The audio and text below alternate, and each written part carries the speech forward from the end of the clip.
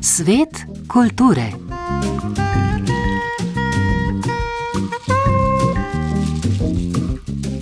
Drage poslušalke, dragi poslušalci, lepo pozdravljeni. Pogled skozi prizmo cenzure nam lahko marsikaj pove o nekaterih klasičnih delih slovenske književnosti, pravi dr. Marjan Dović, ki se že dolgo ukvarja s cenzuro v slovenski literarni zgodovini. Izsledke svojih raziskav je zdaj objavil v novi monografiji. Ne ravno cenzura, temveč spregledanost pa je v spredju razstave Neznana dela Milene Usenik in Emerika Bernarda v Centru in galeriji P74, ki se ji bomo posvetili v drugem delu današnje oddaje. Dr. Marjan Dović, predstojnik Inštituta za slovensko literaturo in literarne vede pri ZRC SAZU, se že dolgo ukvarja s cenzuro v slovenski literarni zgodovini. Izsledke svojih raziskav je zdaj objavil v monografiji z naslovom Sočni sadeži prepovedi in pod naslovom Cenzura in slovenski literati od Linharta do Cankarja. Knjigo je izdala Cankarjeva založba, z avtorjem se je pogovarjal Vlado Motnikar. Marjan Dović je raziskavo o cenzuri na Slovenskem zamejil z Linhartom in Cankarjem, torej začetkom posvetne književnosti pri nas v dobi razsvetljenstva in začetkom moderne književnosti na prehodu v 20. stoletje. Najprej je bilo seveda treba definirati termin cenzure, včasih tudi zlorabljenega pojma. Če pišeš obsežno knjigo o cenzuri, je dobro, da imaš tudi nek pojem, neko definicijo. Sam se nagibam, kot razložim tudi v uvodu, da cenzuro vendarle povežemo z nekim nosilcem moči, torej ki ima neko realno sposobnost sankcioniranja. Najpogosteje je to pač država, lahko tudi cerkev, seveda, kadar ima pač to zmožnost sankcioniranja, da resno poseže, bi rekel, v distribucijo, okroženje idej ali pa celo, da sankcionira samega avtorja. Zdi se mi, da če za cenzuro štejemo vse, tako kot recimo tudi eden od večjih raziskovalcev cenzure Robert Darnton, ki pravzaprav izrecno veže cenzuro na državne posege.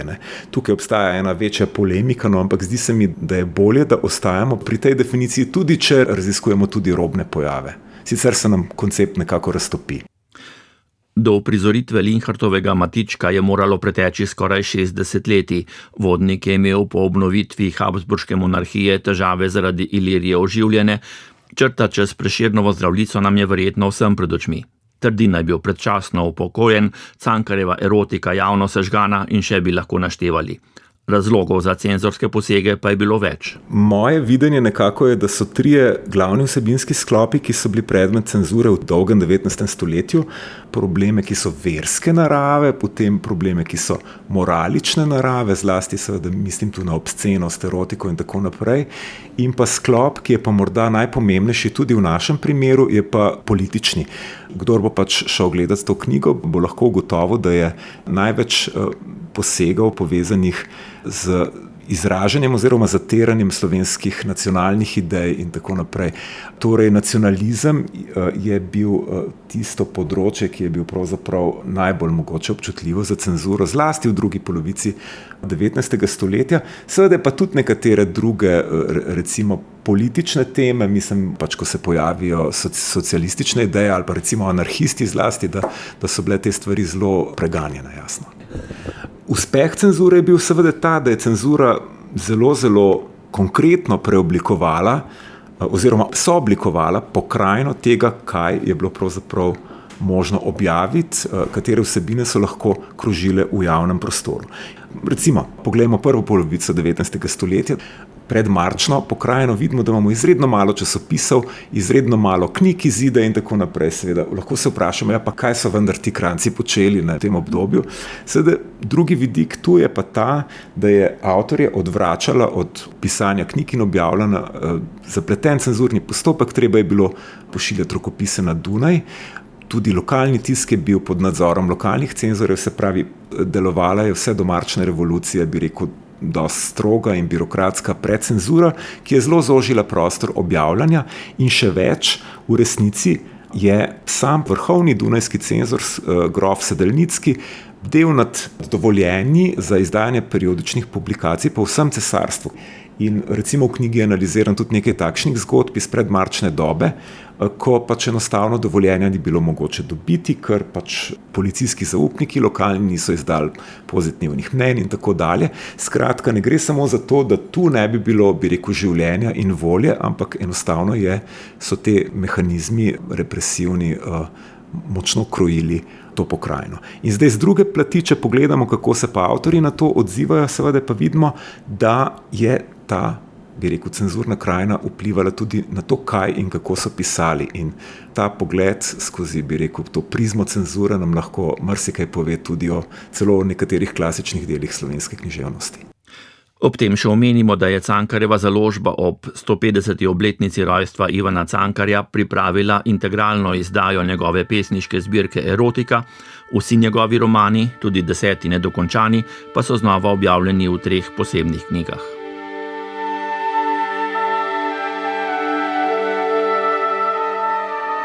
V centru in galeriji P74 v Ljubljani se je prejšnji teden odprla razstava Neznana dela Milene Usenik in Emerika Bernarda.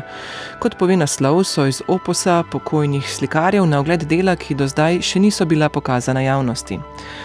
Obrazstavno besedilo tudi poudarja, da je bila priznanost umetnikov nepravična na podlagi spola. Nova razstava želi k zgodovinjenju njune umetnosti prispevati na drugačen način. Ne ponavlja že znanih ugotovitev, temveč upošteva njune med seboj različne pogoje ustvarjanja. Prispevek Urške Savič. Milena Usenik in Emerik Bernard sta se rodila v 30 letih prejšnjega stoletja. Oba sta v 60 letih dokončala študij slikarstva na Ljubljanski akademiji likovnih umetnosti. Več o njunem zgodnjem obdobju življenja razloži kustos razstave Tadej Pogačar. V svoji mladosti sta živela v Istri, v Brtonigli, tam sta dobila neko priložnost, ker so oddajala ateljeje umetnikom, sta tam živela, mislim, da sta se tudi kar tako preživljala, tako da sta delala pri kmetih, da sta prišla do hrane, mislim, tako elementarna je bila ta stvar, bila sta praktično brez služb, ne? In potem je pa Milena začela poučevati telesno vzgojo, ona je bila pa športnica, zelo uspešna športnica. In ona je imela to veliko dilemo takrat v 60 letih, ali biti športnica ali biti kaj drugega. 2krat se je udeležila olimpijskih iger, druga udeležba je bila 12, jaz mislim, in to jo je malo potrlo in potem se je odločila nekako zelo na hitro, da bo šla rajši po poti pač umetnosti. Kljub odločitvi Milene Usenik za umetniško kariero, kritiki in umetnostni zgodovinarji niso tako močno opazili njenih del kot ustvarjanje njenega partnerja, Emerika Bernarda. Prav to je zanimalo kustosa razstave, ki jo je na postavitvi želel predstaviti enakovredno. Nadaljuje Pogačar. Situacija je takšna, da imamo prvič opravka z obema umetnikoma hkrati. Z Emerikom še nismo imeli nikoli opravka. Dočim z Mileno Usenik se pa poznamo malo dlje. Moram povedati, da se mi zdi, da je verjetno to najpomembnejša slovenska umetnica na področju vizualne umetnosti. Tega ji nihče ni nikoli priznal ali pa ji pokazal. V resnici je ravno obratno, to, kar smo se z njo pogovarjali, je ona rekla, da ona je razstavljala sicer v mlajših letih skupaj z, ne vem, Emerikom Bernardom pa Bogoslavom Kalašom, ampak rekla, zanimivo je pa bilo, da potem v časopisju nikoli ni bila ona omenjena sploh. Razstavljala je, ampak nič pa o njenih kosih. Tukaj je jasno, da je bil ta odnos do žensk zelo, zelo poniževalen. In dejansko pa jaz mislim, da je ona bila konceptualno zelo inventivna in originalna. Ampak zanimivo je pa je tudi tukaj, recimo na tej razstavi je jasno, da sta bila povezana predvsem, oziroma Emerik, ki v svojih kasnejših slikah ni več figuralik pravzaprav, ampak je abstrakten in je pač pomembnejša ta materija, ne? Kolaž, materija, asemblaž, ne pa več figura sama kot taka, drugače pa oba se grobo uvrščata v obdobje postmodernizma.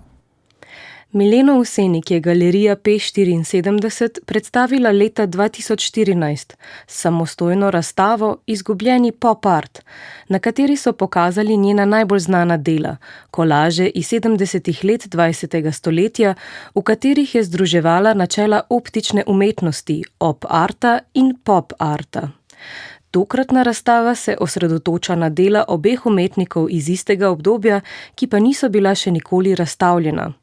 Na ogled bo do 7. julija.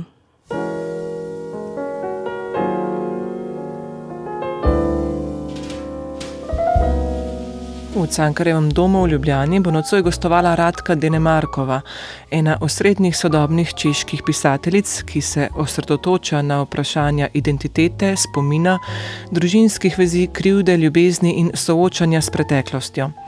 Njeno pisanje pa, še beremo v opisu dogodka, združuje jezikovno senzibilnost, psihološko poglobljenost in družbeno angažiranost. V Tomaju pri Sežani danes odpirajo prenovljeno Kosovelovo domačijo, kjer je pesnik preživel zadnje dni. Ogledati si bo mogoče nekaj njegovih osebnih predmetov, med njimi tudi znamenita očala in pesnikova krstna oblačila, hkrati pa novi prostori omogočajo nove kulturne vsebine. V Narodnem muzeju Slovenije v Ljubljani so pripravili novo stalno razstavo Vonj po tobaku, kjer si lahko ogledamo izbrane predmete povezane s tobakom.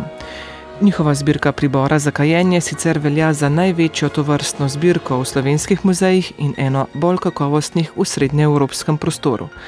V nasprotju s kavo, čajem, kakavom ter celo sladkorjem, ki so se v 17. in 18. stoletju razširili zgolj med višjimi sloji prebivalstva, je tobak prodrl med vse družbene sloje. Še preberemo v razstavi, ki jo je pripravil magister Darko Knez.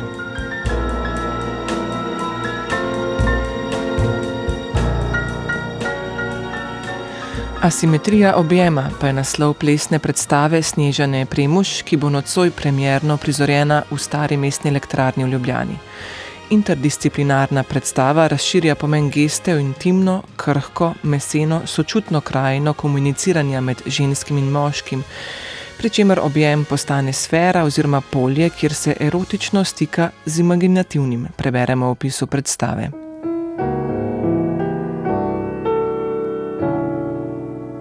Drage poslušalke, dragi poslušalci, s tem smo prišli do konca današnje oddaje, ki sem jo uredila in vodila Iza Pevec, posnel pa Damjan Rostan. Vabljeni v Svet kulture spet jutri.